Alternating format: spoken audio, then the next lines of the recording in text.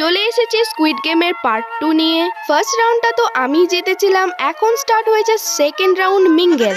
ধুর, মিঙ্গেল আবার কেমন নাম?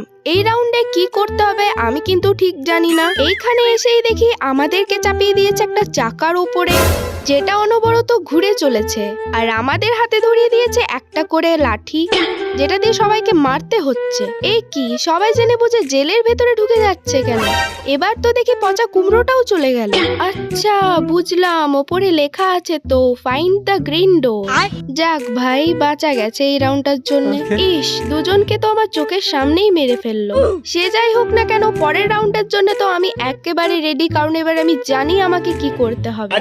তাই আর মারামারি না করে চাকার সাথে আমিও গোল গোল ঘুরতে থাকি, আর যেই গ্রিন সিগন্যাল দিয়েছে আমিও ঢুকে পড়েছি জেলখানার ভেতরে। কারোর মনের ভেতরে ঢোকার মতো সময় আর অভিজ্ঞতা দুটোই আমার নেই। এই রাউন্ডটাতেও যেহেতু আমি জিতে গেছি, তাই তোমরা এর আরেকটা পার্ট পাবে।